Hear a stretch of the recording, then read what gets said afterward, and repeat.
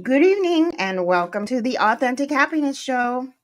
Tonight I am going to be asking Enzo and Jara questions, and we're just going to have a kickback night. We'll see where it takes us. Here's Enzo and Jara. Hi, guys. What? Hello.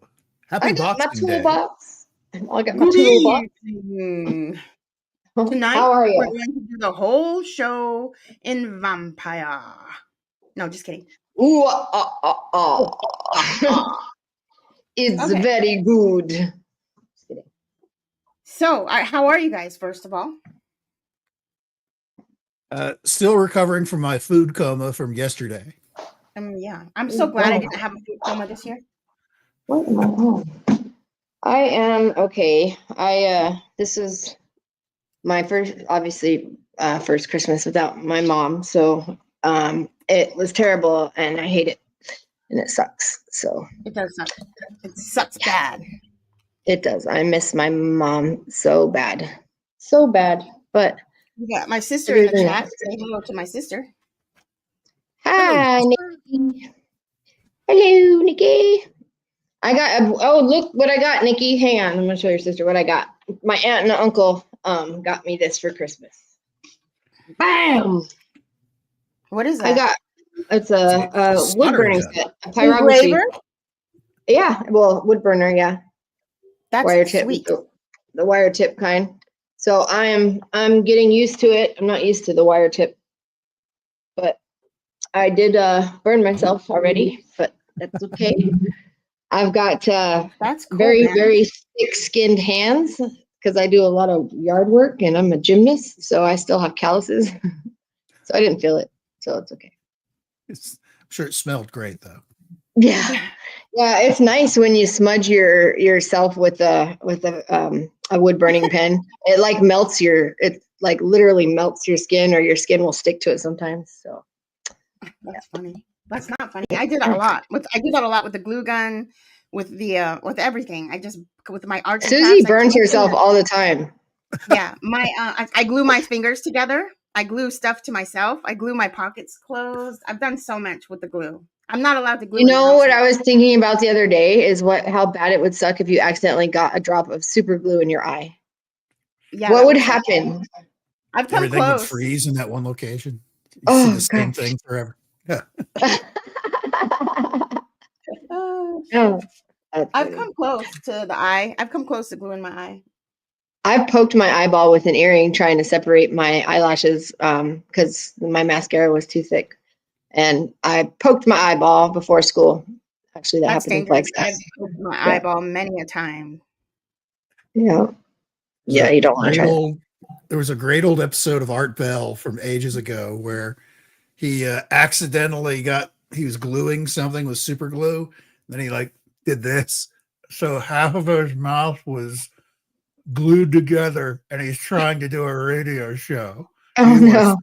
He was furious. Oh, wow. Yeah, super glue hurts, man, when you have to rip your skin off or whatever. Yeah. That is not fun. I almost died today, you guys. Like, seriously, I almost choked. I was choking on a grape.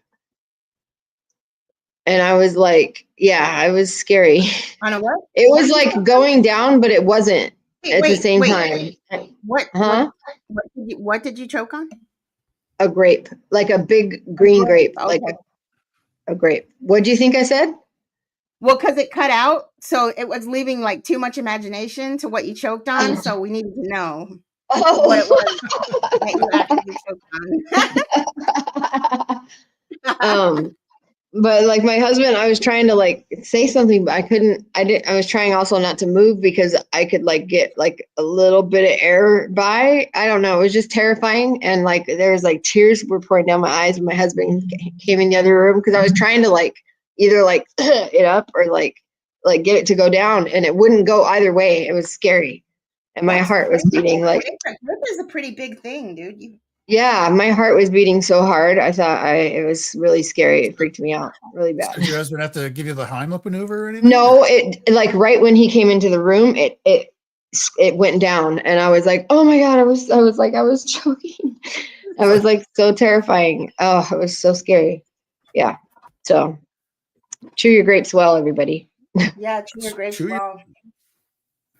Yeah. Try and eat like a snake and swallow it whole. Right. Yeah, I Don't do. burned the very tip of my tongue eating dinner yesterday. I bought these batter covered scallops that kind of like heat them up really, and they were delicious. But one of them still was like kind of juicy. When I bit into it, all that like magma like juice splashed into my mouth. Oh, I hate burning my tongue. That's the Yeah. worst. It feels like your tongue gets all fuzzy. Mm-hmm. Or is that just me? No, it's like that. It feels weird. Like to me, it feels like I rubbed my tongue on sandpaper. Yeah. Yeah. I hate burning my tongue. I know my daughter burned her arm on getting cookies out of the oven on Christmas. Ooh. Everybody injured themselves, actually, now that I think about it. That's terrible. We survived, so that's We did survive. Yes. We did, for sure. All right. Well, one of those I things thought only we would. happen once a year, so you don't kill yourself.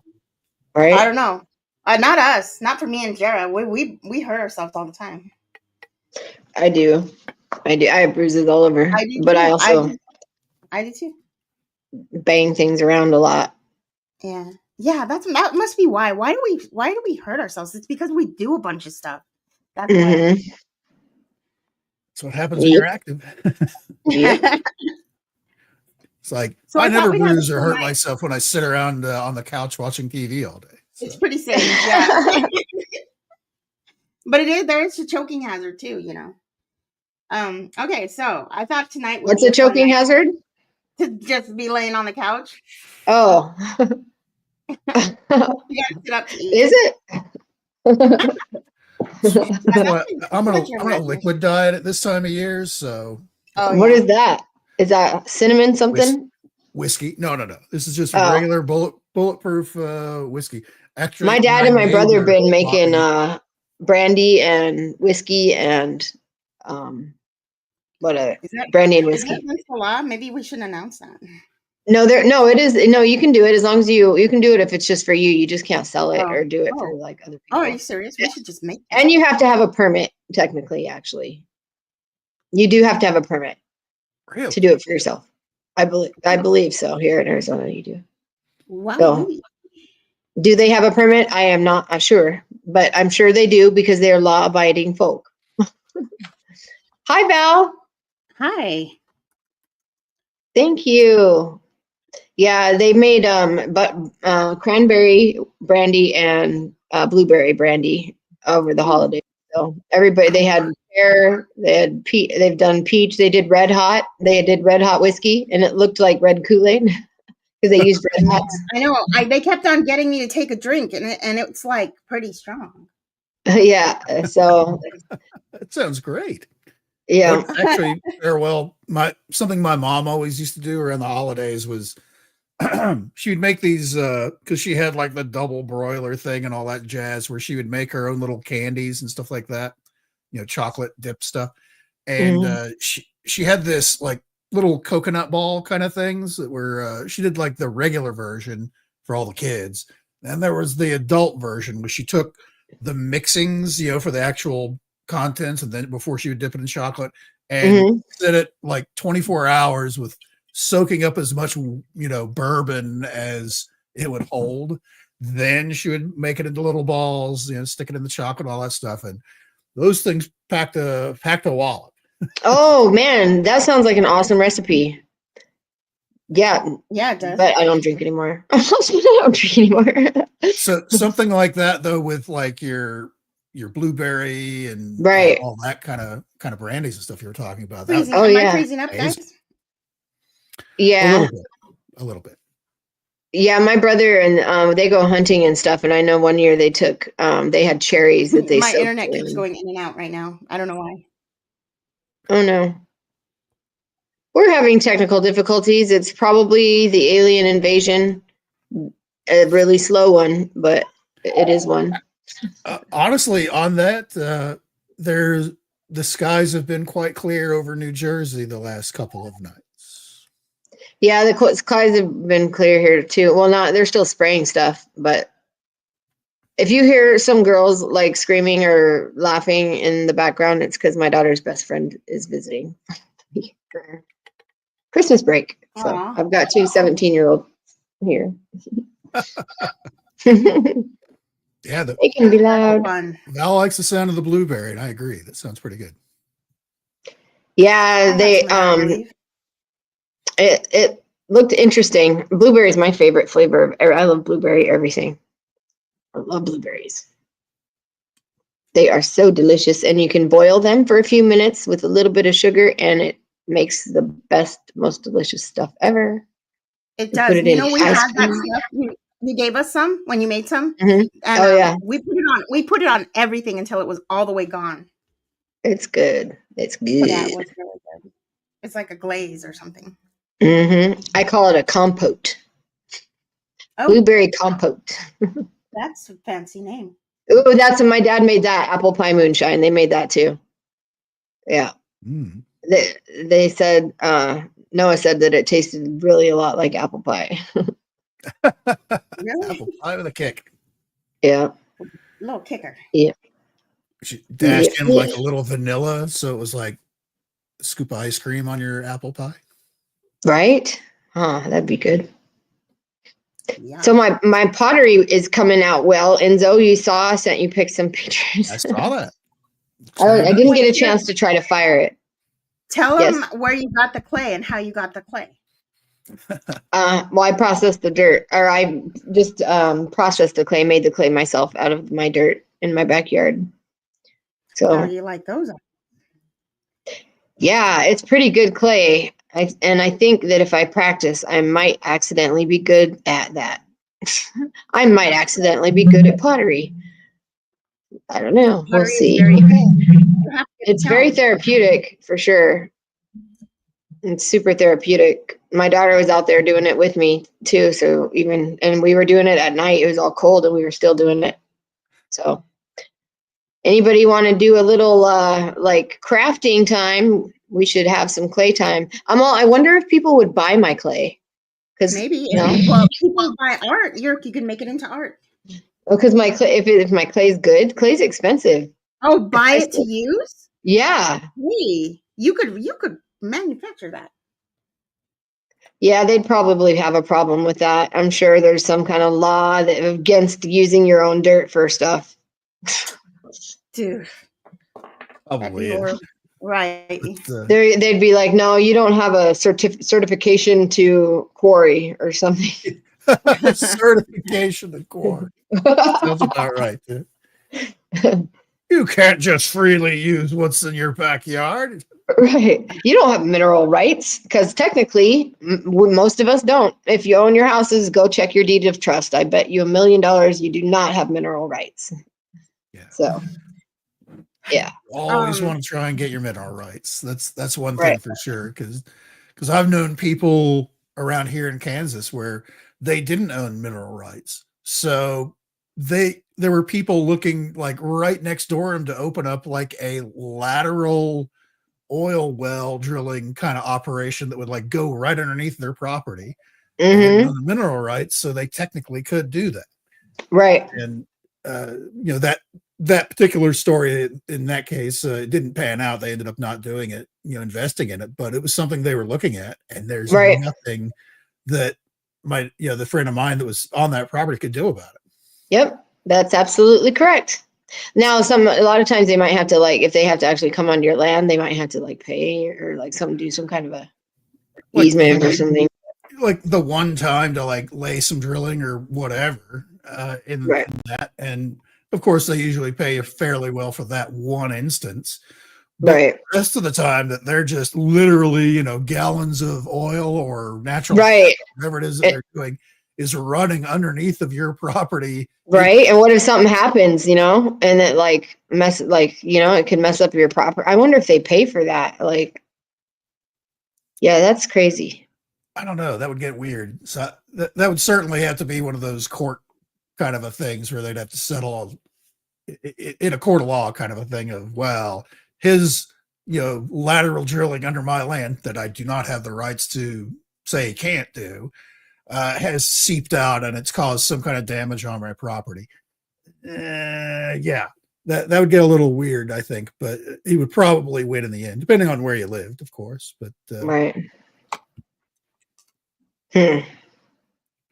Yeah, they've gotten rid of a lot of Speaking the of farms. rocks and stuff, Oh, did go you ahead. guys get the videos I sent you that I was watching on Geo? I did. I Maybe I haven't didn't had a send it. chance. Okay. No, you did. I think you did send something on a Oh, Geo. I haven't watched it yet. oh my gosh! They open up this really big, huge piece of, I think it's black tourmaline, or it could be. I don't think it's obsidian, but black. I think it's black tourmaline. Oh my gosh, it's so shiny and beautiful. And they open up a geode, and the water comes out. It's so exciting. Oh my god. Geodes are so interesting. I want to find one. Yeah. That'd be. Right. I'm surprised you haven't found one yet. It's much rock. I know. I need to look for a shot. I don't know where. I'm not sure on where to look for those. I haven't looked that up yet, but I will. I will.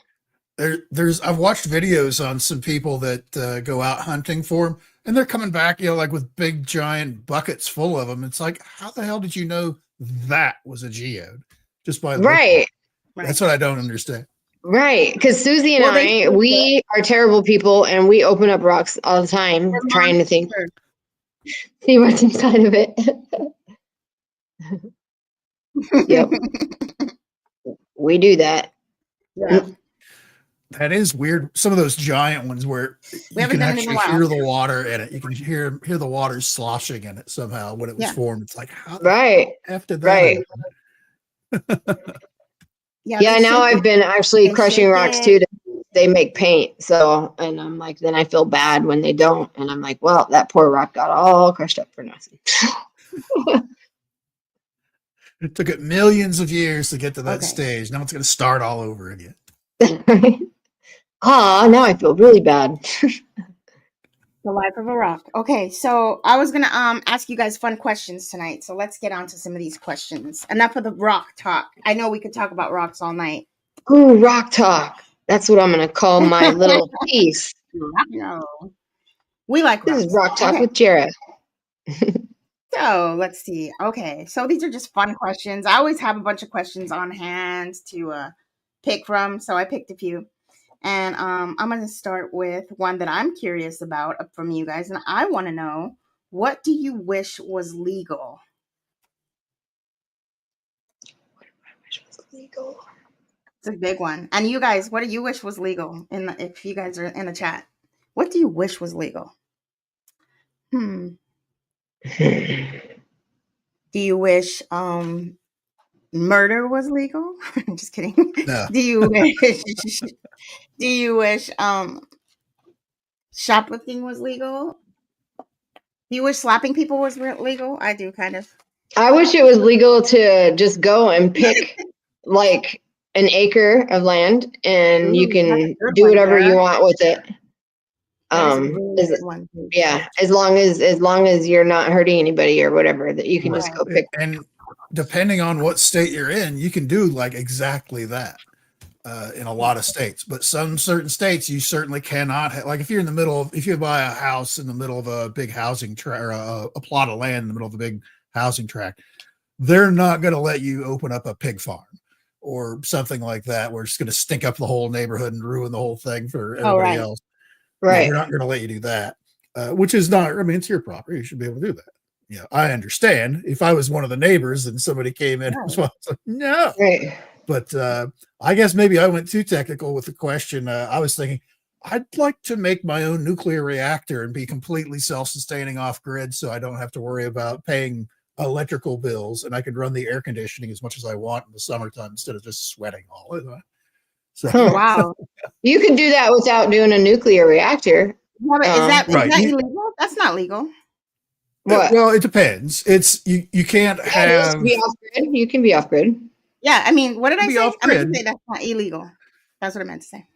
It's you certainly are going to raise eyebrows if you're looking at any kind of creating your own power type of thing, because even like again, another one of those situations of depending on where you live. If I decided I wanted to put my own wind farm, if I owned a bunch of property and was going to put a bunch of wind farm, and there's a bunch of other houses around there, they're going to scream no, because you're going to ruin what the aesthetic of what it looks like outside and all that other stuff. And not so much with like a solar farm, because that's basically you're just putting up big panes of glass on your property.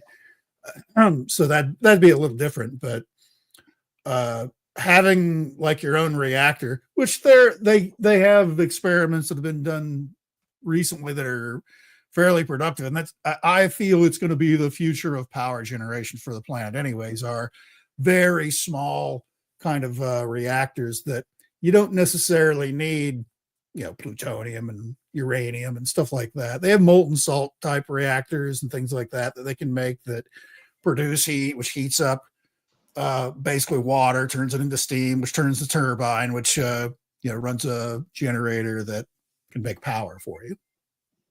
I wish I could have that in my like my basement.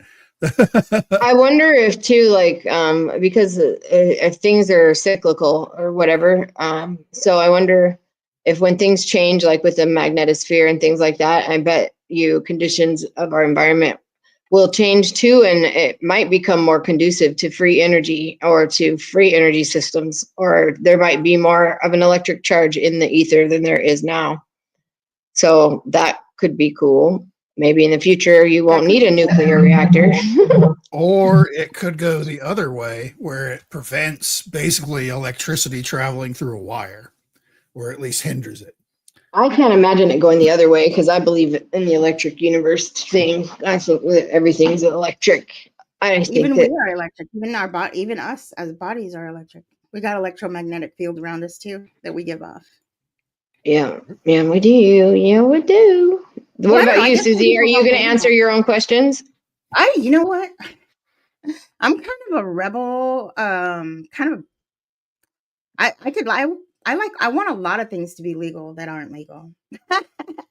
Like smacking someone or just taking stuff. No, just kidding. I don't really know. I don't really know the answer to that question. Speeding, kind of wish it was be legal, because I like to drive. I like to get places fast. Isn't it already like 75 where you live? Yeah, it is. It's 75. I get to my dad's pretty quick nowadays. I really don't know. I wished, for the longest time, I wished marijuana was legal, and I got my wish. So that's awesome. Oh, I know one. I wish it was legal to just go wherever you want to go. Like if I want to go in the Grand Canyon, wherever I want to go in the Grand Canyon, I can go. I know not have any black helicopters. I'm not told that no trespassing. No, I want to go. If I want to go somewhere, I'm going to go somewhere. That's what I would wish I was. That is a good one. So you got good ones, Sarah. The land one and the go where you want to go. Yeah. Yeah. Even if you had to sign like a waiver saying, right, if there's a rock fall, I'm aware of the dangers. Right. The natural dangers in this area.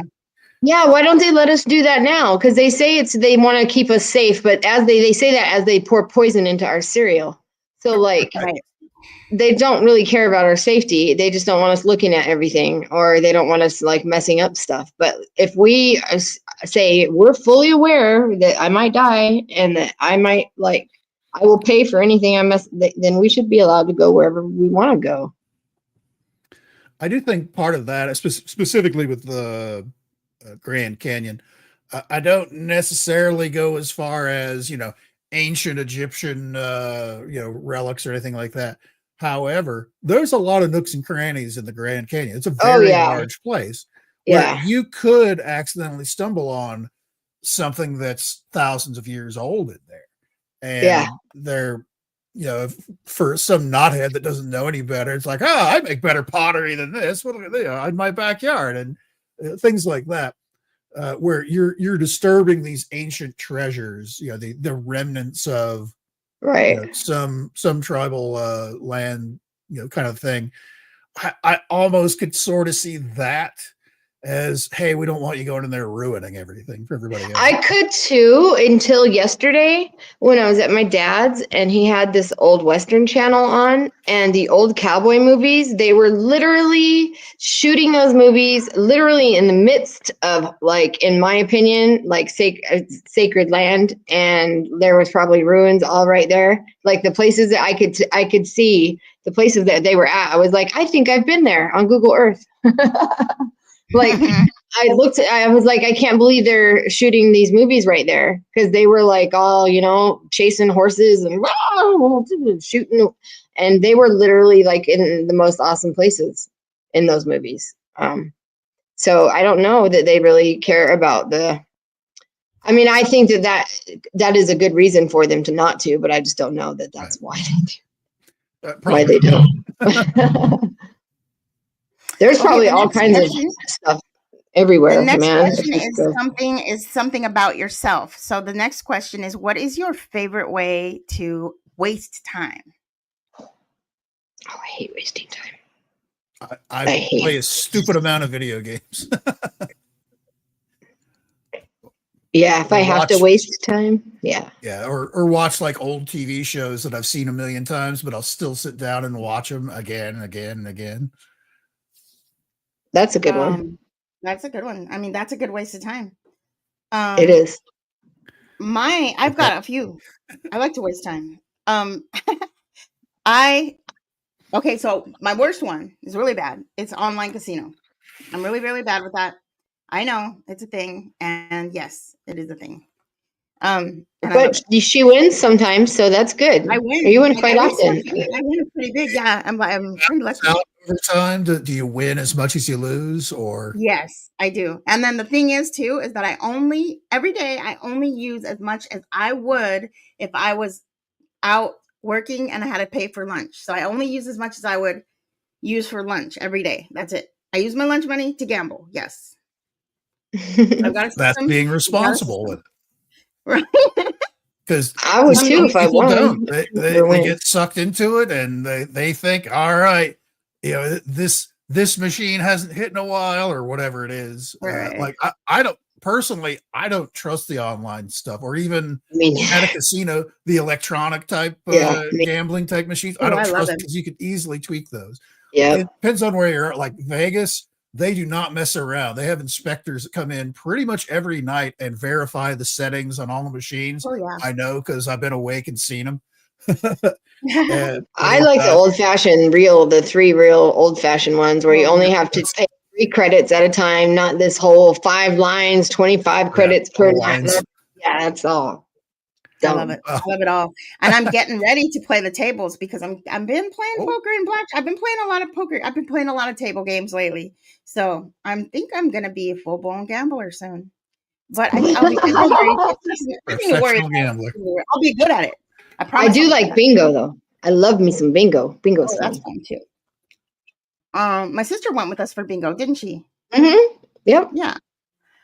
Fun. All right. Might as well just play the Powerball too. That's but I have other things though, because the other things that I do also when I waste time, sometimes, this is so nerdy, research. Just research. Just anything. This whatever pops into my head, I can just research it and learn everything about it. I don't really view that as a waste of time, though. You're learning. No. You're educating yourself. Oh, that's right. true. That is a waste. That's never a waste of time. Oh, I guess then my other ones aren't a waste of time either, because I said dancing and beadwork. I waste time in lots of ways. Oh, that's learning. None of those are wastes of time, dear. Those are all those are all constructive things that you are adding to your knowledge and skill set, and you're adding to. Right. You're right. Watching old movies and TV shows that you've seen a million times, you know how it's going to end. That's kind of a waste. You could be doing something more constructive with your time. Playing video games, a lot of people, of course, say the same thing about that. I view it as, this keeps me from building that reactor in the basement, you assholes. Let me play my game. It keeps my mind going, doing something else, or else I'd be doing exactly that. Looking at my rocks is waste of time, because there's not really any purpose to it. I just like it because it's fun, and I like rocks. So that's what I guess I would do to waste time. How That about brings you squatching? bliss. Huh? What was that? That There you brings go. you How that about brings you bliss. Squatching. yeah? That's Squatching is a waste of research time as either. well, Yeah, because that's it. you're especially if you're actually getting out into the woods and stomping around. That's a Mhm. good thing. Right. And That is plus you're also sharing your experience with other people. So you're also in effect helping other people. So that you're double not wasting your time there. not a waste of time either, sis. We're productive. Yay! Yay! Productive members of society. That is amazing. That's cool. Jared, do you have any more? Um Not really. I don't like I don't like to waste time. Time is precious to me. That's what I hate wasting time. Yeah. For me personally, one of the things that I feel like is a total waste of time is sleeping. Yeah. I hate having to Same. fall asleep. I hate it. I Same. still to this day only Same. sleep, 5 to 6 hours a night, not necessarily in a row. It's like Same. I'll go to bed at like 2 and then wake up at 5, and then about like 2 in the afternoon, take like another 2-hour nap, where it'll all and in a 24-hour period, it might add up to about 5 or 6 hours. That's how I am too, because my body doesn't let me. Like I can't. I literally can't sleep for like more than I sleep for like 2 hours, and then I wake up, and then I can go back to sleep sometimes, and sometimes I can't. But I can't just like lay there. I have to get up. Like I stopped. I finally decided to stop fighting my body and just get up when your body wants you to. And then so I do that, and then I figure I can go back to sleep if I'm not tired sometime for a nap. So that's what I do. I learned kind of the hard way, I guess. I'll make this quick. It used to be like when I was younger, I had to have a straight 8 hours every single night, or I was not worth a crap all day long. And then I was deployed during Desert Storm, where the place where I was at is we'd get these Scud missile warnings every night, pretty much for a couple of months, and I worked at night.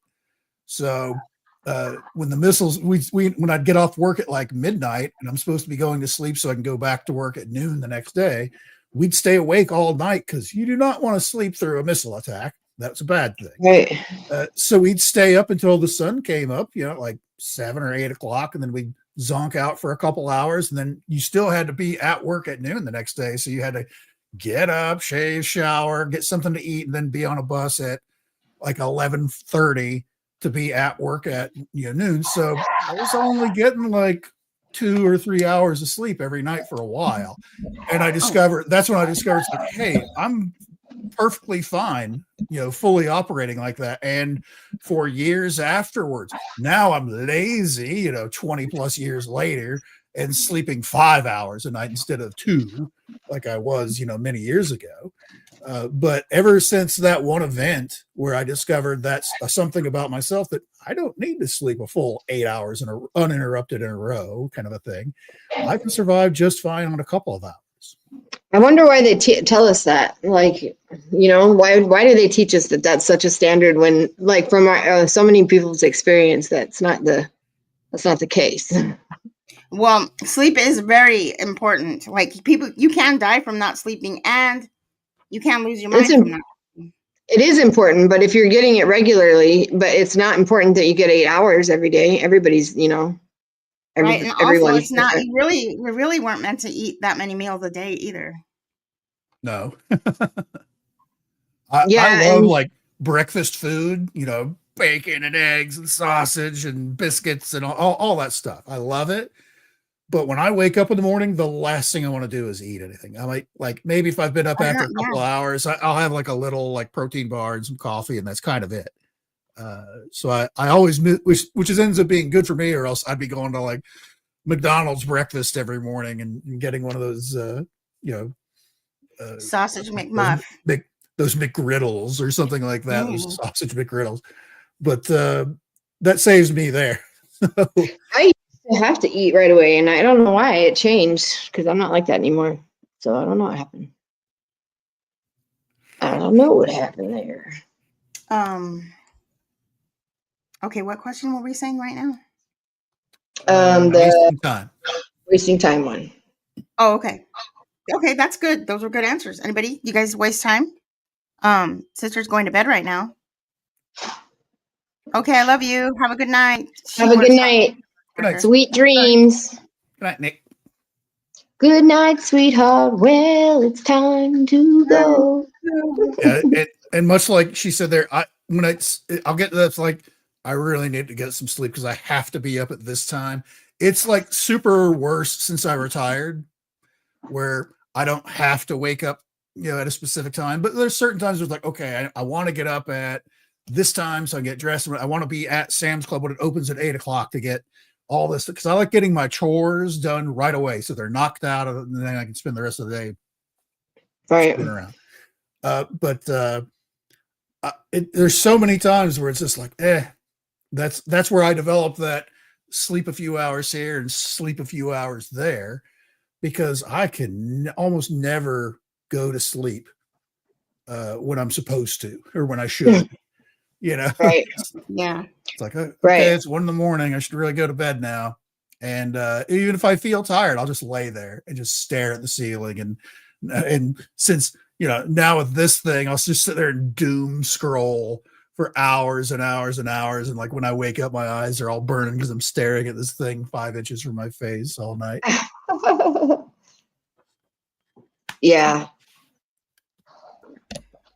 Okay, nice. How about one thing from your bucket list? Oh my bucket's huge. You can go first, Enzo. I gotta think. One thing, you mean just any of the one things that I Yeah, have it on could the be bucket one list? you've already done or one that you're gonna do still. Oh, Let's see. I've kind of lived for a while on a deserted island, so I can knock that one off. oh, you did? Wow. South Pacific. I shouldn't say deserted. It's not like there wasn't stuff there I could go access. In the South Pacific, that's where I want to go. It was actually not. It was really. It wasn't in the South Pacific. It was actually the Indian Ocean. I've been to Diego Garcia, which we have a base there. That is out in the middle of nowhere. And I was living in an old floppy tent, that flapped around when the wind would blow and all that. And I could wake up and walk about 50 yards to this inland shoal area.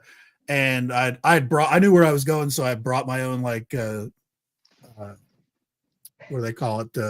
Not scuba gear, but I brought my own fin and mask. Snorkeling gear. And it was splashing around in there for like a few hours was like being in an aquarium. Just the amount of sea life living in the little coral areas and stuff. And it's not even like waist deep water. And, there was everything. And you'd go out a little further where it was maybe about 6 feet deep, and there's sharks and stuff out there and all that you could see. So that was just amazing. It's one of those, because one of my like fantasy kind of things that I think about is like, what would happen if I was the last person alive on Earth? What would I do? Those kind of things. And that's what it felt like when I was there, because I worked nights while I was there and everybody else was on like a day shift kind of a thing. So I didn't have anybody to hang around with. It was just me during the day, for the few hours I would be awake. Was that military that you were there for yeah. in the military? Oh, wow. That's cool. So, but it was still one of those experiences where, because I did know some people there that from other bases and TDYs and stuff like that, and I remember we sat one afternoon chatting, catching up with this guy I hadn't seen in years, and we're just sitting in like lawn chairs on the beach, kind of a thing, shooting the breeze, and it was so remote, this place, because it's like 7 degrees below the equator in the Indian Ocean. And there's no lights anywhere. As soon as the sun would go down, it was black out there. You could actually see the color difference between the night sky and where the horizon was for the ocean, which would be totally black. And then the night sky would be like the super dark blue and a bazillion stars. Oh, wow. We watched this one plane take off while we're sitting there for hours, that we saw the little flashing lights on it, little beacon lights on it, for over 45 minutes as it was flying away. Basically, it went beyond the curvature of the Earth where we couldn't see it any further. Is the only reason that we lost sight of it, because it was just so dark out there. So no, Can you I've done see this that. reflection of the stars on the ocean ever? Is it ever calm enough for you to see Uh, reflections on the ocean? Not really, because the No. ocean, since the ocean is so vast and it's very, in that Right. particular part of the world, the ocean is pretty Oh fast moving. yeah. It's pretty ugly to go out on the ocean side there. They have the way the island is, it's actually shaped like a human foot. It kind of has that kind of a outer edge, but there's this Mm. whole inner part. So it's just like this skinny layer of land that goes in like a ribbon kind of a line. One part of it is big enough to put a base on, a landing strip on. But the interior part is this shallow lagoon. And by shallow, it's still fairly deep out the middle to where like big ships would come there when there's like a big storm would come in there and they could just Mm. park there while the storm goes by. But Oh, right. if you went on the ocean side, it's like a sheer drop off. There's no like sandy beaches or anything like that. It's the sheer Mm. cliff kind of drop off into the water, and it is very hazardous. I mean, Right. I went snorkeling on the ocean side where it was kind of a beachish kind of an area, Mm. and I could feel the tug of the water just pulling me Oh, out. really? It's like, That's so okay, scary how that's strong scary. the ocean pull is. Like when you get in the ocean, like that still trips me out. Like how strongly it pulls you. It's Yeah, it's crazy to crazy. me. If I wasn't aware that I'm just basically floating on the surface with my mask on, looking down, like I said, into an aquarium. Saw this little moray eel. He was probably like this long, and he's doing his mouth open and being all scary, sticking out of some coral, and all those. And I could only watch him for a few minutes because I was being pulled off to the side. And if I had been out there just swimming regularly, I might have been in trouble. But I had fins on, so that helped push me a little faster. So I was. Plus, there was Right. kind of a storm front was coming in. It wasn't really a big storm, but it was a front. And the wind had started picking up, and the wind started getting, the waves started getting a little rougher and all that. It's like, we need to get in now because I'm struggling to maintain just a solid position. We need to get Right. to the beach right now. We have to walk a mile back, but we need to do that right now. This is getting I scary. don't know if I'll ever be brave enough to like snorkel. I don't think I will. Ooh, that'd be cool. The ocean scares me, man. I'd snorkel in a there river though. there are monsters there for sure. but Yeah. but in as like a far as reef, bucket list maybe stuff, in a reef yep. where you'd be safe But, from the big ones. Yeah, and I'd do it in a reef, maybe. Yeah. Well, where that is like there's reefs all over the place. Right. It's not like you have to swim. Is it out near of the way. Tonga? It's not near anything. It's Oh. if you basically like in the western part of India and draw a line straight south until you're just below the equator, that's where it is. It is this tiny middle of nowhere place. And In the United States, it has a base on there. So is that in our territory then, or how does it's that actually a British territory. I can show you a quick. Why does it have reference. we can put bases on other people's territories? Well, it's technically their base, but we're running it, kind of a thing. I mean, show me a picture here. It's the same thing with like those bases that we've been talking about over in England. It's basically if it's not on the U.S. property, it's whatever the host nation is owns it. Like if you pull up this shared thing that I've just pulled yeah, up. sorry. Okay. I got it. Okay. This is this is the island. This is Diego Garcia. I lived basically in these little tent areas that were over here. I just walked through this little patch of jungle to this beach to this big lagoon area. Oh, it's wow. open on the north, and it's just this skinny little pieces of land that form the inner parts here. And then this is like really deep out here. There's like actual ships, big ships out there in that area. But I'm just gonna zoom out and keep zooming out. And you've got here's India. Wow. Here's Madagascar. It's like not even anywhere near America. Oh no, it's completely opposite side of the world. But if you look at it, there's nothing else. There's like a tiny little patch of land here, here, and here, but it's not even big enough to barely even Wow. walk around in. But at night, there's nothing out there. You have to get up here into the Maldives to where there's actually people. And That's that's crazy. hundreds and hundreds of miles. Dang. So like, That's you guys 700 probably, what if miles. you ran out of stuff? You had to, everything had to come. That would be a difficult, like, if everything had to come from offshore that you need or whatever. Oh yeah, and everything there, like you say, it's ported in. It's not a big deal, but it's one of those super remote kind of places where there's just nothing out of there. You are not getting out of there anytime quick if something happened.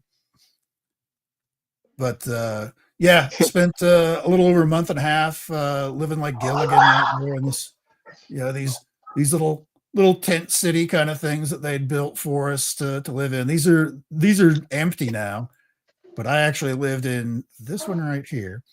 They had little trails in there going out to this little beach area. That looks like a pretty thick forest, huh? Oh, it's crazy. And they have these thing called coconut crabs there. I don't know if you've ever seen a coconut crab. Yes, they're huge. Those black spider-looking things. Yeah, they don't look like they're even from Earth. You see a coconut crab, it's like, what is that? But yeah, see those things kind of skulking around. They had, and because it used to be back in the 1800s. How big are they? Big, like. Yeah, I thought so. That's what I thought. Oh, God. Like a beach I don't ball like crabs. size. I don't either. But over here in this part of the island, back in the 17 and 1800s, they had a sugarcane plantation there. The British had, and it was basically just a giant farm. There are still living chickens that run around freely over the whole island and stuff like that. And because they're considered the Queen's property, kind of a thing. Well, King's property now. You aren't allowed to mess with them or touch them or doing it. And same with all the different crabs and all the wildlife. They're very, very specific when you get briefed in when you go there. So you can't kill a coconut crab? Nope.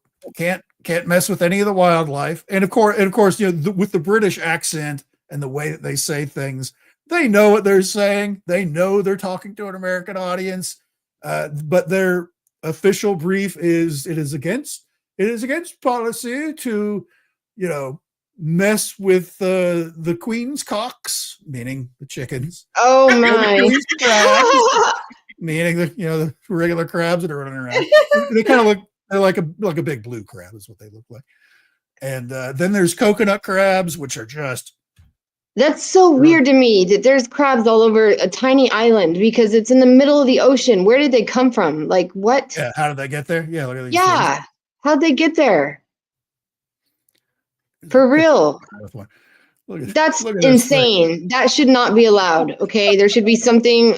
There should be a law against that. That is not okay. This thing hanging next to a garbage can. Susie, look at that. No, ooh, what would you do if you saw that on your garbage can, dude? Freak out? That looks like a monster. They look like spiders. But yeah, it doesn't look like. Can they? Yeah, they can hurt you. Well, they use their claws to bust open coconuts. That's what they live off of. Well, then, yeah, they could hurt you. Then they could bust open your brain. They could break your bones. Like you can see, they have like usually one really large claw and then like a smaller, like manipulator kind of claw. But you can actually see this one getting on top of a coconut where they. So that's all they eat is coconuts? Yeah. They're vegetarians and they look like that. Yep. That is so weird. A coconut, of course, has like a really thick, hide on it, or peel or whatever you want to call it. So they have to dig through that to get to, the meat of the actual coconut itself, which is basically that's the seed of the plant. That crab looks like a hand grabbing something. It looks like somebody chopped a hand off.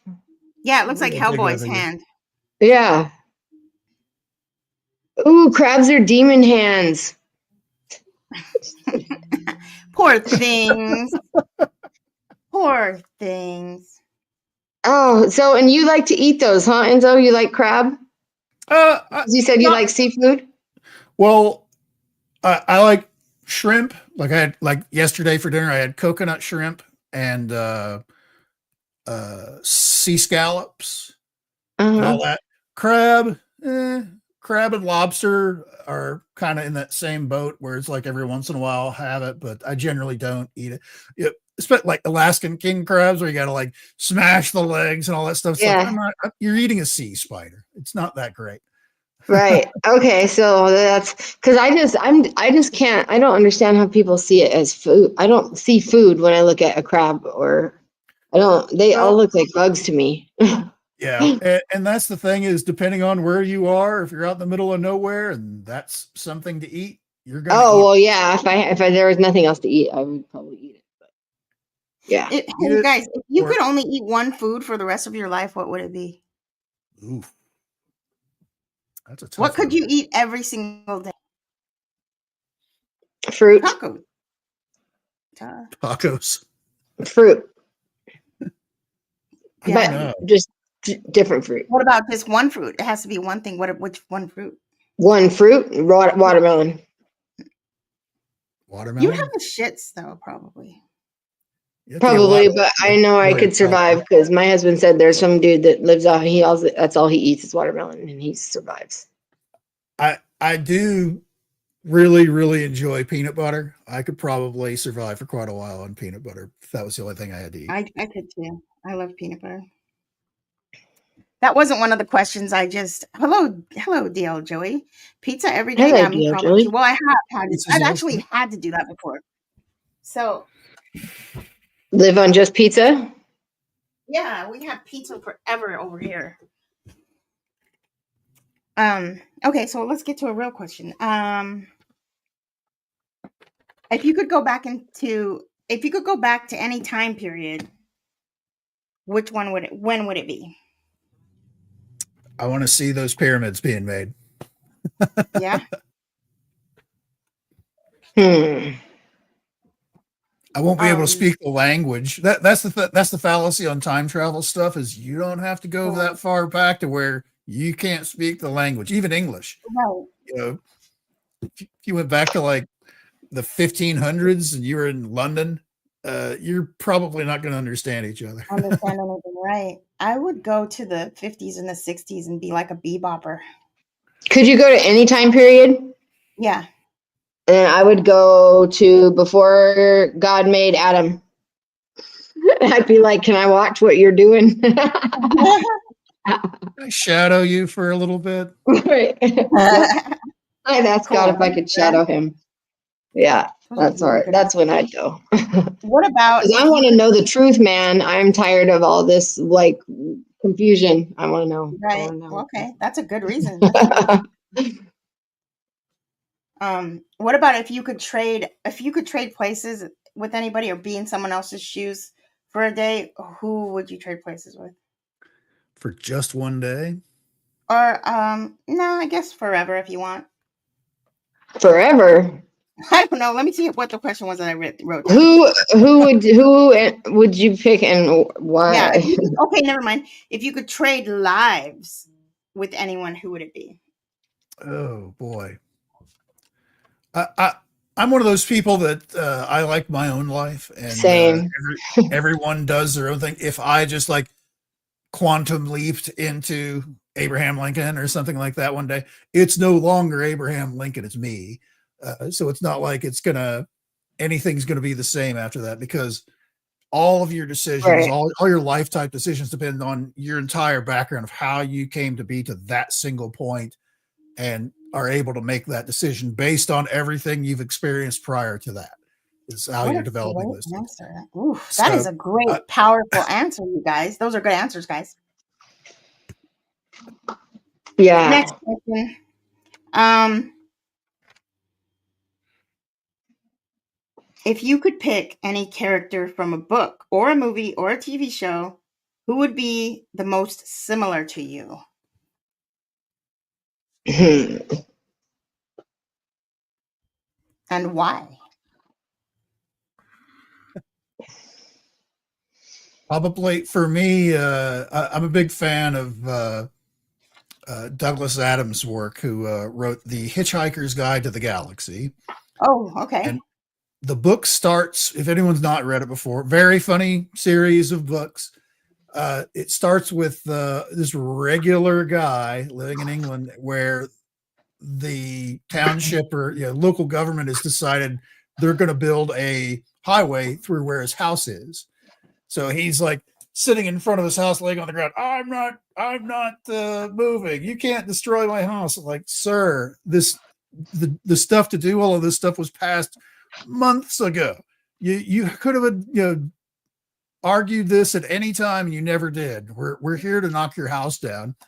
And one of his friends shows up named Ford Prefect. Turns out Ford is actually an alien. He works for an organization that develops an actual book that's called The Hitchhiker's Guide to the Galaxy. It's loosely based off of those hitchhiking across Europe and hitchhiking across, China, all those kind of books, those kind of ideas. Except, and again, this was back in the early 80s. The book came out. He basically describes a tablet, like like a giant version of your phone, and that's what The Hitchhiker's Guide to the Galaxies is. It's got all these different planets in it and different little blurbs about how to deal with the people on it and all that stuff. And he's a writer for it, and he's doing research on Earth, but he ended up getting stuck here because we're this backwater kind of place where nobody can get out. Nobody travels in or nobody travels out, so he couldn't hitchhike his way out. But as it turns out, that particular day, there was a Vogon construction fleet that was coming in to make room for a new hyperspace off-ramp, which means Earth needed to be destroyed. And they had the same argument over like HF radios with scientists and stuff on the planet. They're like, you could have protested this at any time. It was only 4 light years away. If you can't be bothered to look into your local neighborhood and get concerned with it, you deserve what you get. So the book starts with the Earth getting destroyed. And these two regular, one regular human guy and an alien guy hitchhiking off the planet onto their ship that came to destroy the Earth, and then they go on adventures across the galaxy and meet a bunch of wild characters and funny situations. I like it.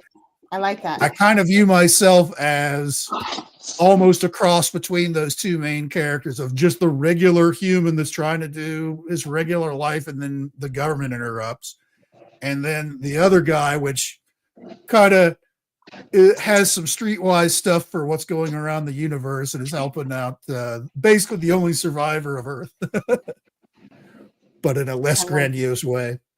Love it.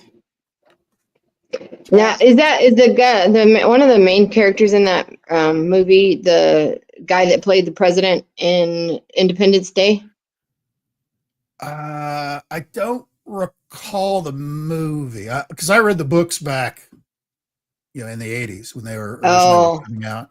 There was a brilliant BBC TV version that was very good. The movie that came out several years ago was not good at all. Oh. But Bill, I don't even remember if Bill Pullman was in that. Yeah, I think so. I think I know which TV. I think I know which show, movie you're talking about too. Yeah. Yeah, Bill Pullman. That's his name. That's pretty cool. There's a lot of people there for Longstocking. Huh? I love Pippi Longstocking. Yeah, because I say Pippi because she is always doing something, and she's got a really good imagination, and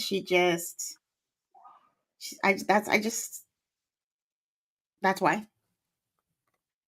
Yeah, I don't know who I would.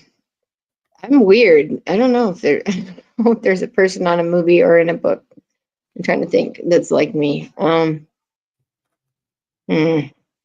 I don't know, Susie. You'd probably answer that better than I would.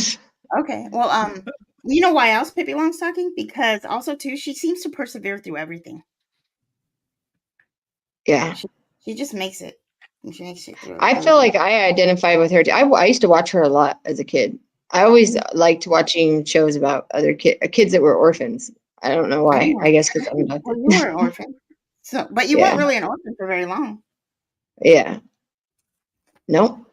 Nope, I wasn't. See, what would be good for Jara would be Jara would be who is it?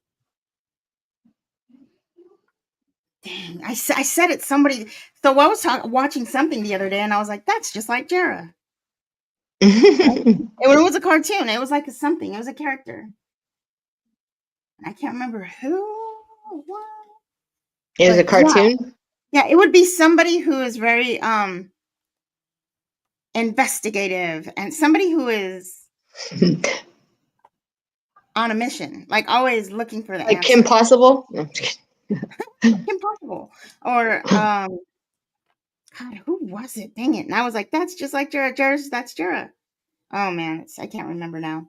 But yeah, kidding. Jara would be the one who can help you find the answer. The one in the show that always finds figures it out. That's Jara. Yeah. I have this very similar thing as well. I guess if I had to redirect it to where maybe more people knew what I was talking about, instead of a Hitchhiker's Guide, is I was a giant fan and still am of Star Trek. And watching the original series as a kid, I never wanted to be Spock. I never wanted to be, Kirk or Bones. I wanted to be Scotty. I wanted to be the guy that's in the background, not necessarily in the front, all the time, but is in the background fixing everything that the other three screwed up usually. And that's actually what made me join the Air Force and work on aircraft. Is that I wanted to be Scotty. Cool. That's really neat. That's why you joined the Air Force. That's part of a reason. Like that was part of an inspiration for you. Yep. Cool. That's awesome. There was no way I was getting a job in the little crappy town I was in 1985, where the steel mill just closed and there's 40-year-olds bagging groceries at the local grocery store because that's the only job I can get. I'm going to join the military because that's my only way out. You were ambitious. That's ambitious, though. Oh, that's a good question I have for you guys. Yeah. What would you do, like, if you could go back and do, like, your career over or pick something else or whatever? What would you do? To stick with the theme, I guess for me, when you first go to enlist in the military, you have to take a test, and they probably call it something else now, but it has a whole battery of different things that they test you on, and whatever your scores on that determines what you're most qualified to do in the military, because it's not marching around a flagpole with a rifle on your arm at all. Especially the Air Force, is you have a primary regular job that you're responsible for, and that's pretty much what you do the entire time. And the different services do something a little else, but for the most part, that's how the Air Force works. You stick with whatever your primary role is that you've been educated on. And my scores were high enough to where I was good, because the working on airplanes part was like the fourth in line for all the like dozen different jobs that I was qualified for, that they basically, these jobs had openings they needed new people in. And with my scores on that, the number one job, because they pushed me on this one for a long time because they wanted to fill that slot, was open foreign languages, which because normally, like, for somebody that comes, like they're recently moved from a different country and they speak Spanish or French or whatever, German, whatever the language is that that they're kind of a shoe-in for that, for foreign language. I didn't have any foreign languages, but because of my scores, I could have been taught any language according to the military. So that's cool. I've never been, that's just something I've never pursued. I probably could figure it out. I can read different languages easier than I can like listen to them. If there's subtitles at the bottom of something, I'm usually pretty good at figuring out the words. But so I guess there's something to that decision. But that one was like the number one, and they were very upset that I took like the fourth one. The second one was, and again, this was like in '85. I would have been in charge of the network. I basically would have been a network administrator for the base computer system, which in 1985, nobody knew what that was. People barely know what it is today. And I probably would have enjoyed a lot. And I probably would have had a very different life if I'd explored any of those. If I'd gone the foreign language thing, they probably would have had me learn Russian, or maybe Arabic, some of the Arabic tongues. And I would have been stationed in places where I would be exposed to that a lot. So some listening posts, or being not necessarily a spy, but, actually getting out and, talking with people and stuff like that. So my life would have been very, very different having taken those other jobs. Right. Wow. Yeah, I think I would have been, if I could go back, I would be an archaeologist probably. Or I would create a new field called biogeology. I'm lucky enough to have gotten the opportunity to do that. I changed my career after 26 years. So I changed, but if I were to change it again, maybe I always wondered what it would be like to be a forensic pathologist. Oh, that would be interesting. CSI or Quincy? CSI. Because when I was a kid, Quincy was a show that was about, someone exactly like that, but it was Jack Klugman, and it was kind of tongue in cheek, and it was always some kind of a new adventure, new adventurous kind of a thing, which actually was the precursor for CSI. Right. There's a lot of good ones out there about that, and so I kind of dig those shows. But yeah. Something. Or I would have a little store. I'd be. Oh, that would be. Wait, that could happen at any time. I think still. I'm still going to do that. Yeah, me too. I think I'll still either have a bar or a restaurant or a store. I see myself doing that, like in my retired years somehow. Hardy Hars food truck parking market. She's already got the name for it. Yep. That's a good question, Jara. Very cool. Thank you.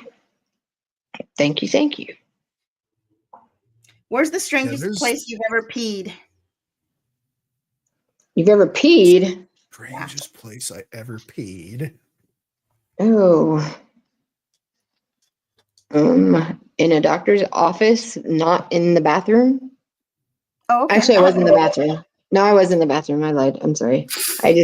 I was in the bathroom, but I didn't get my pants down yet.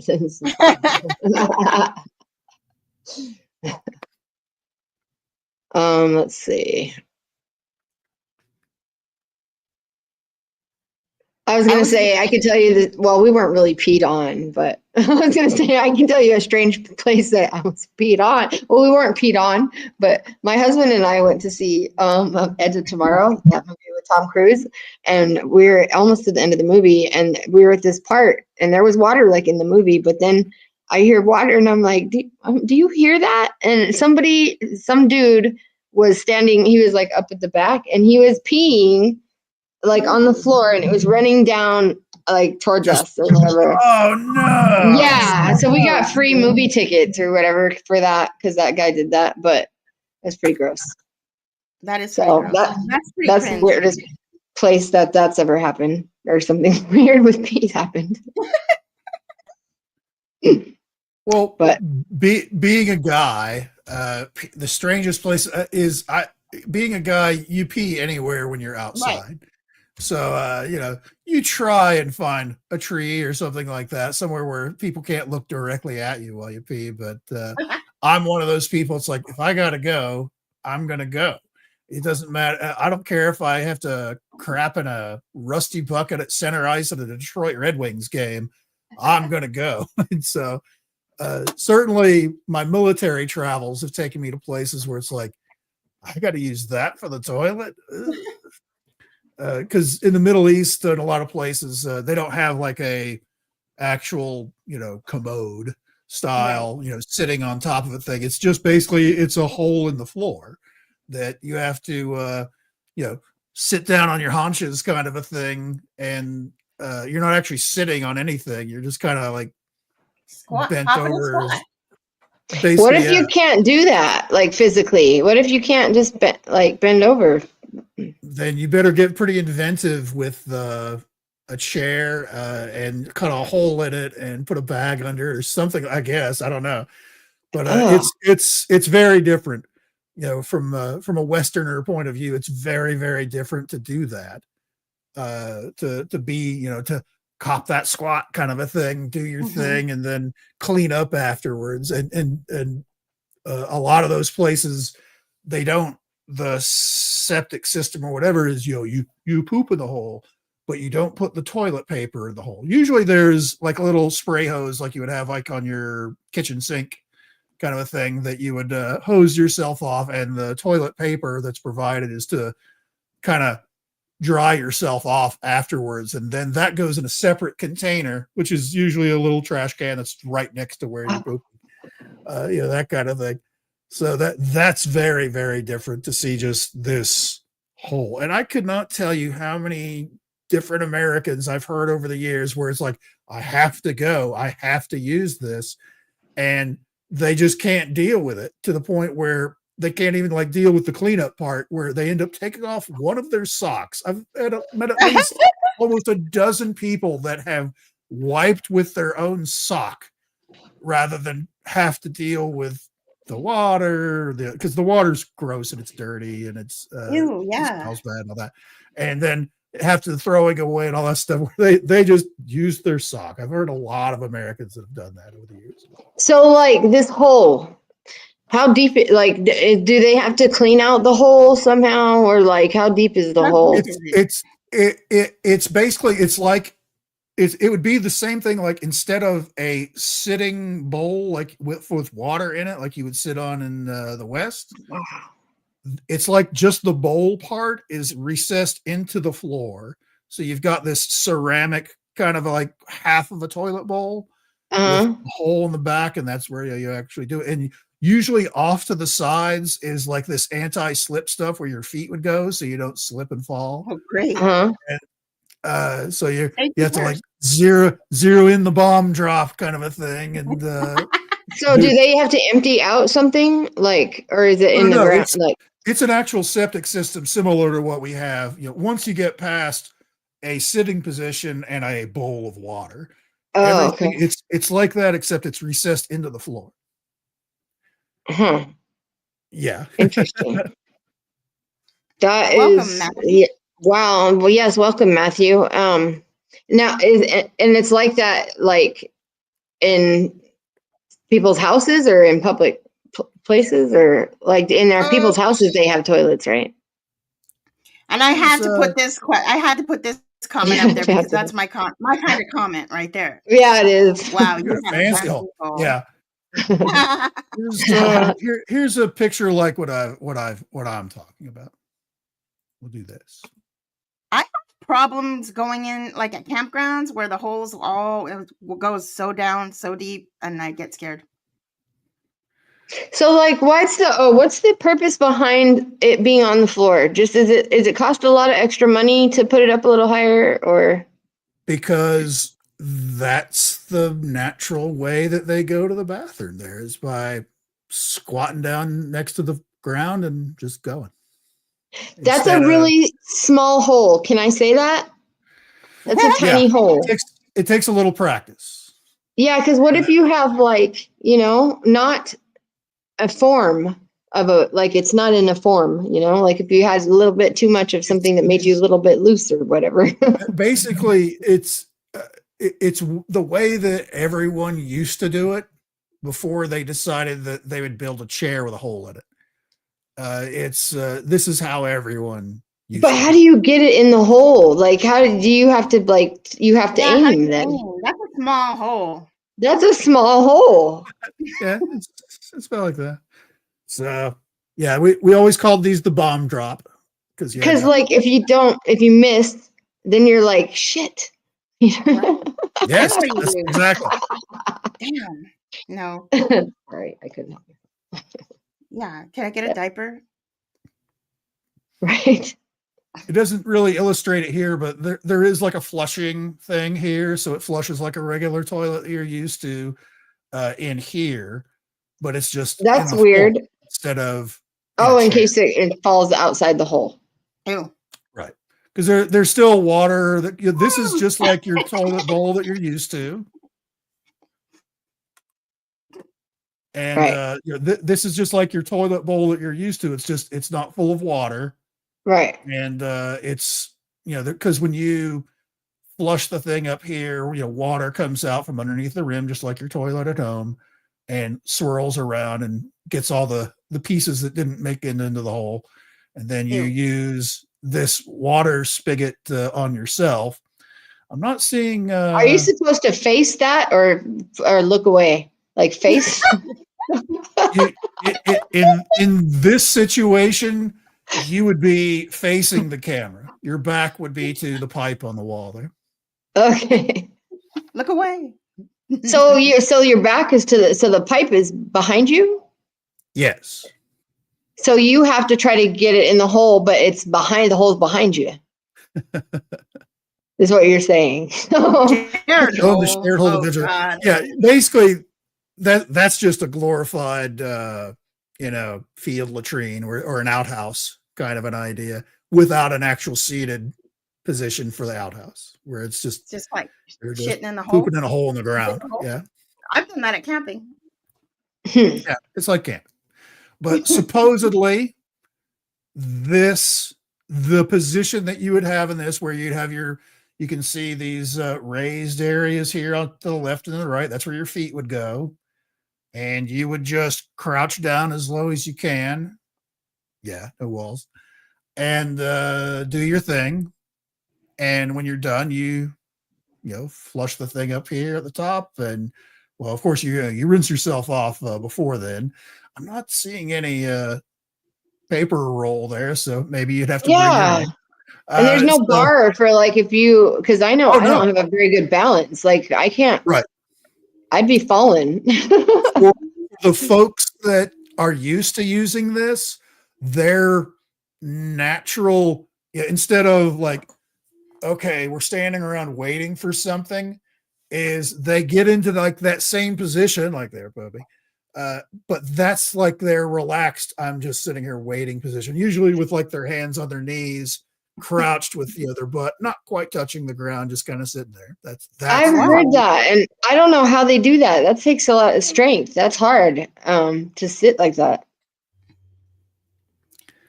I would wonder why I've seen people do that before. I've always wondered that. Now that makes sense. Yeah, when this is your regular toilet, you've accustomed yourself to this is your relaxed position. That's probably very good for you. Actually, to be able to hold yourself in that position they say that that really is more of the natural position for you to be pooping in, because sitting straight up and down, with your legs, like you're sitting in a chair, it can cause, for some people, the way however your internal organs might be arranged, it may cause some constriction for you to use the bathroom in. So, but as a matter of fact, they even sell little plastic things that you can put out there where your feet are up higher than the ground. Oh yeah, we've got one of those. Poopy stool or whatever. Squatty potty. Yeah. Poopy stool. Yeah, there it is. Squatty potty. That's it. That's because that weird in the floor thing is the way you're kind of supposed to be using. It's a totally Western invention to basically make it you're shitting in a chair. Huh. Yeah, it would be Western of us to do that, wouldn't it? To make it all like lazy, to make it all lazy. Now we're gonna sit on the toilet playing our game all the dang time. I mean, that's exactly. People that use that kind of toilet aren't doing this while they're on the toilet. You're trying to keep from falling in when you're doing that. I certainly was. So oh man. When I was in Iraq in 2007, we had those that we had to use when at work, kind of a thing, because I was there teaching the Iraqi Air Force how to fly helicopters. I don't know anything about it, but they didn't either, so that was okay. But we actually fashioned a little rope, kind of a thing, where you kind of could ease yourself down into position to do it.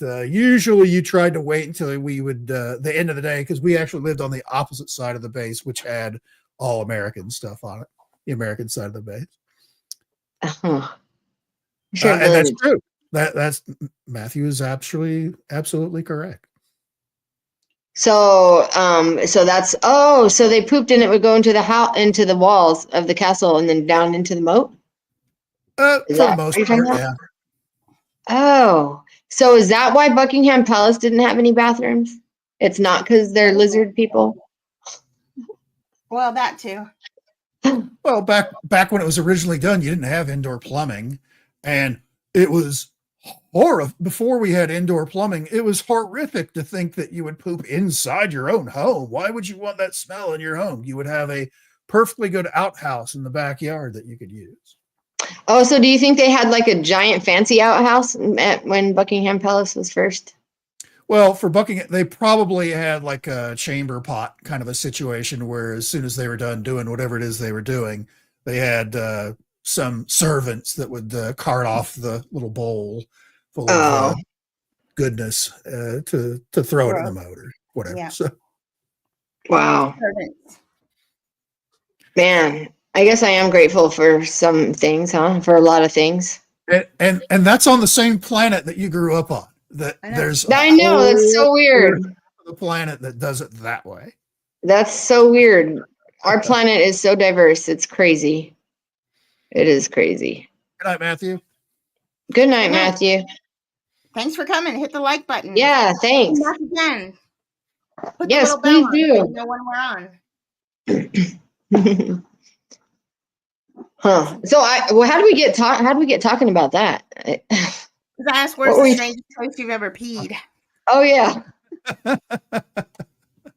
Just talking shit here. I love it. That's why I like these questions, because it's conversation starters. We had a friend that peed on somebody's couch once. Yeah, she was so drunk she thought she went into the bathroom, but she just came and sat out on the couch with us and peed. But when I was a kid, I used to sleepwalk a lot, and my grandmother was down, and we were sleeping in the same bed. And she said, like 1 a.m, I got up, and I, instead of going across the hallway from where our bathroom was, I went over into the corner, and I had a little Charlie Brown garbage can kind of a thing in the corner, and I peed in that apparently. And, that got told every time that she would visit, where it was one of those little kid things that they never let you forget. So. Yeah, that's funny. We all have those. Yep. Let's see. Do we have any more time? Yeah, we have time for 1 or 2 more. Let's see. Oh, okay. How about what would you put in a time capsule?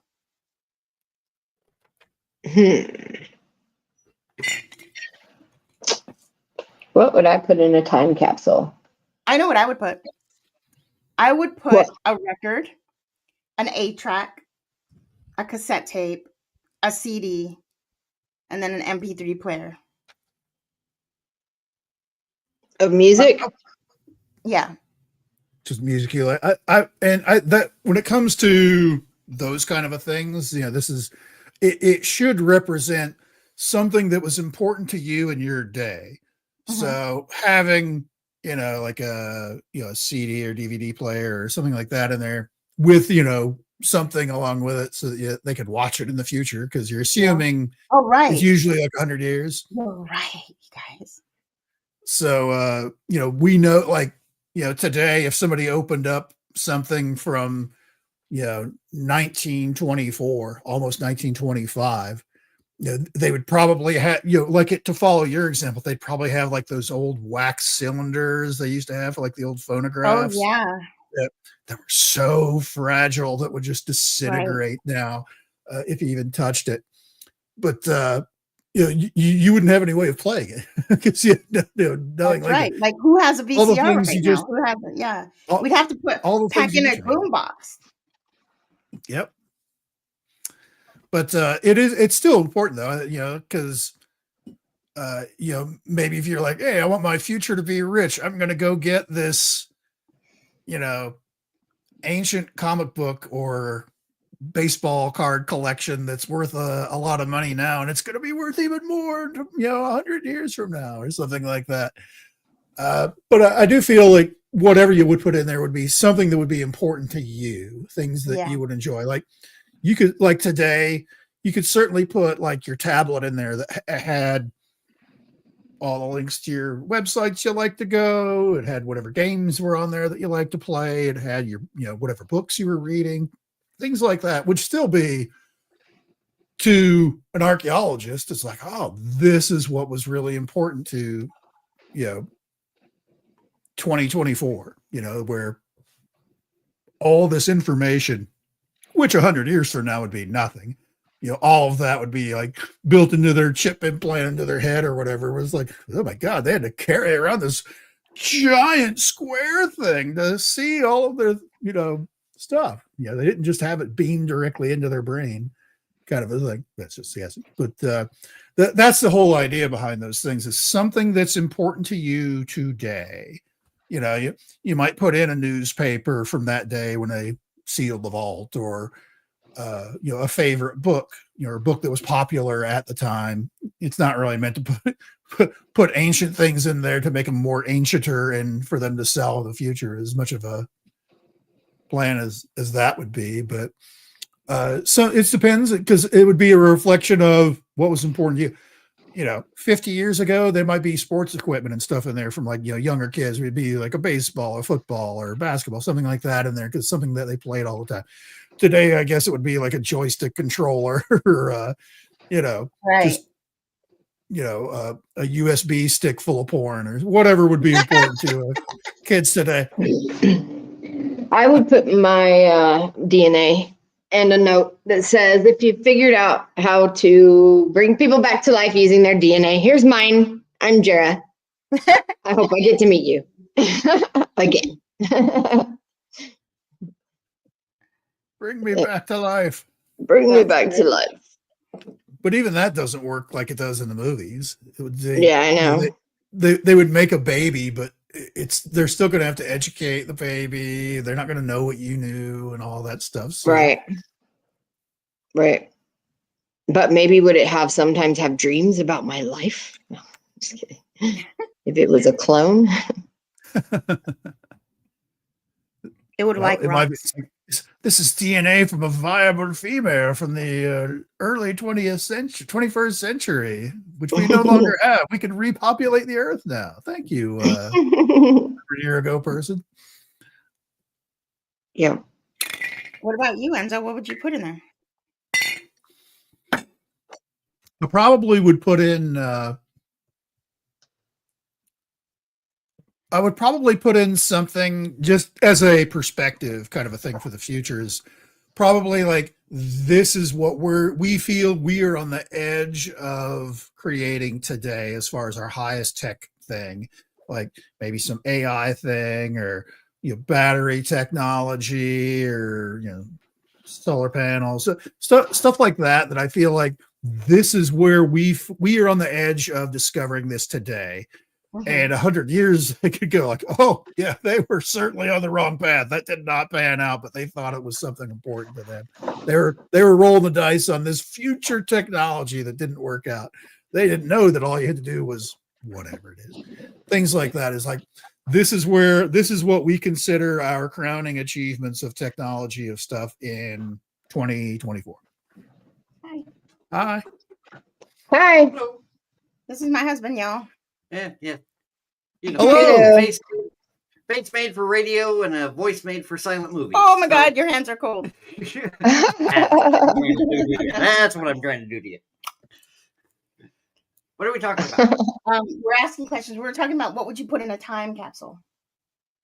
And I said a record, an 8-track, a cassette tape, a CD, and then an MP3 player. But then I'd have to put a boombox in there too. Are we talking for now to forward? Yeah. Then it would have to be a phone. It would have to be a phone would tell it all, actually. It'd have to be a phone. It'd have to be, include the charger. Yeah. Yeah. If you don't have the charger, it's pointless, right?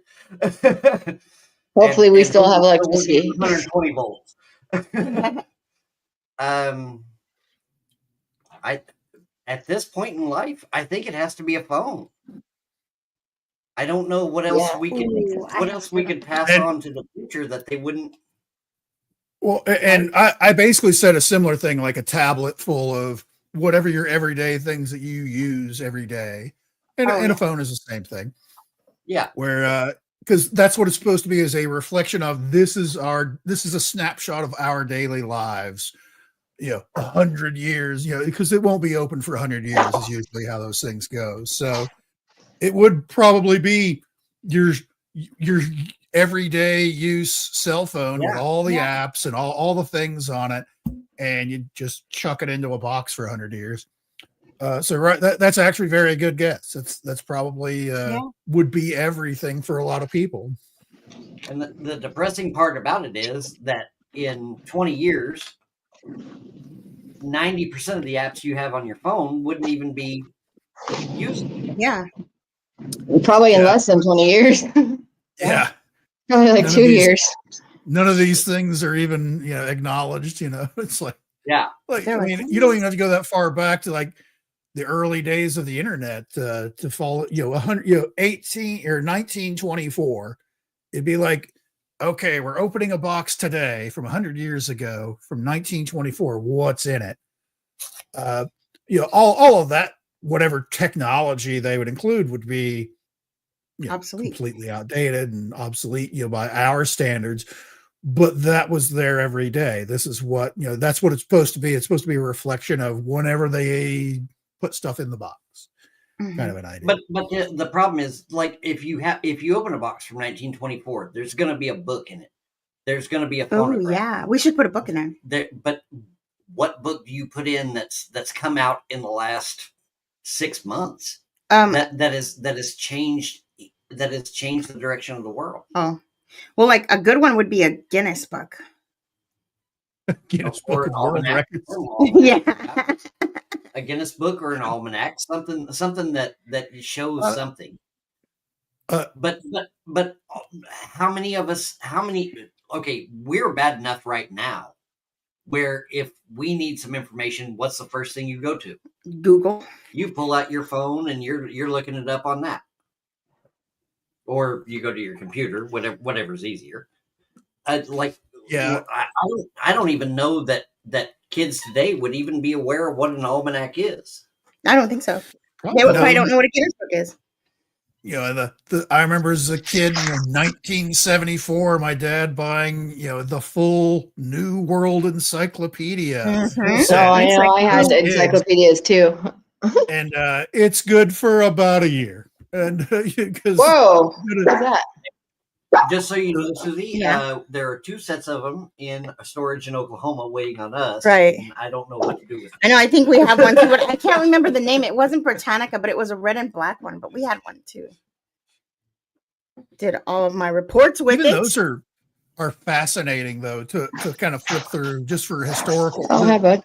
Because honestly, those are their own version of like a time lock kind of thing where you would certainly go through. It's like, oh, that country doesn't exist anymore. It's called this now.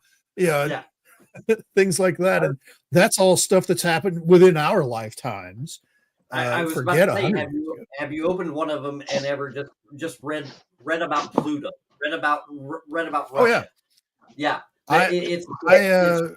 I went to when I lived in upstate New York, the local library was selling off a lot of old stuff. I don't know. I don't think I have them anymore. I probably threw them away. But it was basically that. It was like a set of encyclopedias. It was like 20 some books that I picked up for like $10. And it was from the early 40s. It was before World War II kicked off. So it was late 30s, early 40s, whatever year it was. So seeing the world through a pre-World War II kind of thing, where of course, World War I was like, the war to end all worlds, No, that could never happen again. It was so barbaric. Yeah, hang on, sweetie. It's almost you're almost there. But buckle up and hold my beer. Yeah, exactly. So, but it was still a super interesting thing to just look up various, certain science. I was a big NASA nerd, I still kind of am, space exploration, stuff like that, and looking it up where, they're totally guessing about some of the outer planets and stuff like that. And they're like, wow, you're way off, friend. But still, it's really, really interesting to look back at, what we knew a mere 100 years ago. Well, there were so from 1924 till now, there were 4 other planets discovered since then? Neptune? I think I don't remember when Pluto was discovered and considered a planet and then demoted back to just large astrobodies. 76. It was discovered in 76, but it demoted back sometime in the 90s. I still argue that one. I mean, I get it. I know why they did it, because if you're going to classify Pluto as a planet, then we've got about 10 more planets in the asteroid belt alone. If we're going to go by that classification, but still, I feel like it's a good marker for us to say, okay, this is like the outermost planet. But they're can't find anything past that. That's kind of a point. You know what I mean? But there's been a lot of theories, even since back in the 70s, that gravitationally that there's probably something else big out there, but it's just so far out. We just can't really spot it. And it's mixed in with a bunch of other stuff. So we have the best telescope in the history of time in space right now. If we cannot find it in the next 5 years, it does not exist. I don't know. I don't believe that, because there's always going to be something that we don't know is out there. There's always something to discover, babe. Yeah, it's kind of like trying to, it's not even a needle in a haystack. It's like you're looking for, you've got a bunch of black objects in the back, and there's one, like 2 ticks on the little color wheel shade into gray. That's the thing you're looking for against a sea of black. It's tough to see. It would take a long time of scanning the entire sky, basically. But mathematics and physics tell us a certain length. Tell us a certain orbiter that we should be looking at. Right. All we have to do is follow that orbiter for a couple of months, and you're going to either find it or you're not. And I agree with you. However, the line of people for trying to get like their time on that probe is a mile long. Like, no, you're pissing away our chance to look at something at the beginning of time itself, billions of years from now. Which we'll find your planet X, and does not affect us in any way, shape, or form. But hey, let's look at that anyway. Well, maybe some people want to know. They've certainly discovered a lot of stuff with that probe that they were not expecting. I love, like, not even a year after it was up, the one. I don't know if you ever saw the picture of it, where the picture that it took was, you can see like a star in the middle, then there's like a concentric ring around it, then another, then another, then another, then another. Have you seen that one? Yeah. What it turns out, when they first saw it, they're like, we don't know what the hell this is. We have no clue what this is. They figured it out eventually, that it was actually 2 stars that when they orbited very close to each other, the gravity from both stars would pull off a massive material into each one, and then as they got further apart, it would leave like a trail behind it. Then it would go way out, because it wasn't just circling each other like you would imagine. They had very eccentric orbits where they'd come in and then swing out and go way back out. And the whole time they're dragging stellar material from the other star. And when it would swing back in towards the other stars, it would leave all that material out. So you had this ripple in a pond kind of effect of stellar material, and then, which continues moving out in that direction. And then the next time it happens, and we're talking over tens of thousands of years, And we're looking literally at millions of years of these concentric rings, almost like rings on a tree, for how old that system was. Just amazing stuff. The one that got me was the fingers of the god, which Oh, yeah. Hubble took its first clear picture of it, 15, 20 years ago. And then they pointed the JWST at it again. And suddenly it was so much more beautiful to look at. What is that? I want to look at it. The fingers of the gods, all you have to do is just Google it anytime, and you will see both the Hubble's picture, which is amazing to begin with, and it's 4 peaks just shooting straight up into the sky. That's the way. I got it. That's the way Hubble took the picture. Oh, this isn't even the newest one, but it still gives you a comparison. This is from 1990. This is from 1995. Then this one's from 2014. So ooh, that was weird. It's fingers just pointing up, and it's just the way Hubble took the picture originally. Mm-hmm. If we'd have been on the other side of it, it'd look like something weird. It does. It kind of would. This is what the James Webb telescope picture looks like. And to me, that's so much more. I hate to say this, it's so much more artistic of what it actually looks like. To me, that looks like a hand. Compared to like these other ones where, there's certainly some brighter stars in the background you can pick out on even the older version. But then you see that. Yeah. You got everything coming through. That picking up smaller filaments. Yeah, it's amazing. That could have been a painting that they could have named, eternity falling through my hands, and would have sold 1 million copies. You know what I mean? What is it again? What made that? What is that? It's a series of, basically you have nebulas like this where it's, a star explodes and sends out all this matter in all directions and stuff like that. And sometimes they form things like this where certain parts of the explosion kind of go further out and stuff like that. So you get like these jets and pieces and part like this. All of this stuff probably started way the hell down here off camera, billions of years ago. And it's kept moving and spreading out as it goes out. And that's what we see today. That's crazy. And they call it the fingers of the god. It's literally just it's an ejecta from some explosion. I like this one called God's Eye. Do you know which one that is? God's Eye? It looks cool. It looks like an eyeball. I know I saw the cat's eye. I don't know if I ever saw it. Hey, get out of God's eye.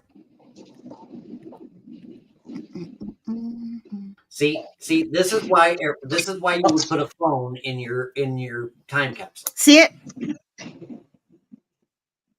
Ooh, the James Webb version is beautiful. Which one is the James Webb? Over here? Yeah. That's pretty. I like this one. Yeah, that to me, that's the best picture. That's pretty cool, huh? I've always liked that. I guess I saw that a long time ago. I don't know when I saw that, how or when, but it was cool.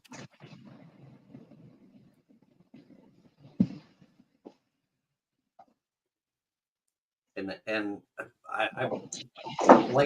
I hate to say this, I thought Hubble was so amazing when it came out. Why did you see that? And now I compare it to James Webb, and I'm sitting here going, "Oh my God! It's like crayons to oil painting." Oh,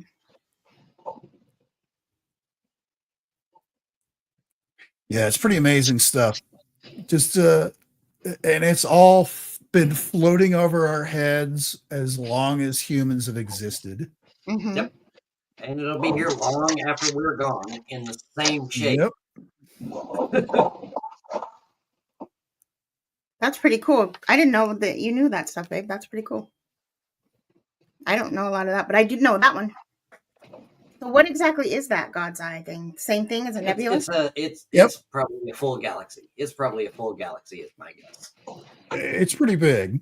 It's where basically anytime you have a star that goes supernova and it explodes out, all that material goes out, and then over billions of years, it all contracts back in and forms a whole new star to start the cycle all over again. In the early universe, it was, all hydrogen. And then it started, gravity starts clumping all together as it all gets compressed and more of it gets contracted. The larger the mass, the more gravity it has, the more stuff it pulls in, to the point where that's where nuclear fusion comes in, is because the stuff in the middle, it'll be twice the size of Jupiter, and it's compressing all that stuff in the middle to the point where it actually starts making new elements, where it's not just hydrogen. It's the gravity is so immense, it's pushing them together. That's what nuclear fusion is, where it melds it into a totally different element that has, hydrogen's one atom, your one proton, your one electron. It smashes it into helium, which is 2 protons, 2 electrons, and it releases a bunch of energy. That's what a star is that's that constant fusion of other elements together and all that. So all the heavier elements beyond, basically the iron that is in your red blood cells originally started in an ancient exploded star. That's what I was just about to say. I swear, you just took it right out of my head. So, like the Hopi people, a lot of people, they say that we were made from the stars. Yeah, and we are star stuff. We are, and even the newest thing I just saw today said that they expect that because of the molecules they found in deep space, that they expect that life was actually seeded from deep space. I think so. Maybe it will. Which is the only thing that makes sense, because let's be honest. Yep. The universe is the only thing I know that throws a whole bunch of stuff out there and says, let's just see what this becomes. Right. That's what the universe does. It's literally like an earthquake in a junkyard. Eventually, with enough shaking, it will reassemble a whole car. Yeah. Okay. Yeah. It may take billions of years, but it'll happen. Wow. That's pretty cool, guys. That's a good thing to end it on, you guys. What do you think? Yeah, I forgot that I have to go cover my veggies because I think it's going to be cold tonight. Or at least it felt cold. It's cold. It's pretty cold. It's pretty chilly out there. All right, you guys, thank you for joining us. If you're new here, please hit the like and subscribe and tell your friends about it and join us again.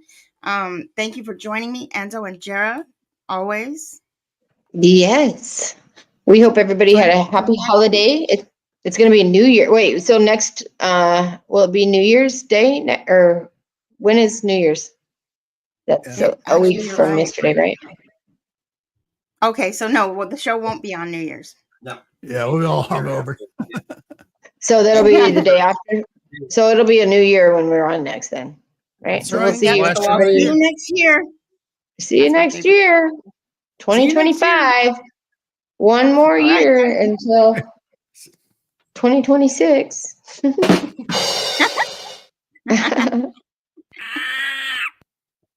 Yay. We made it. Guys. I love you all. Have a wonderful night. Good night.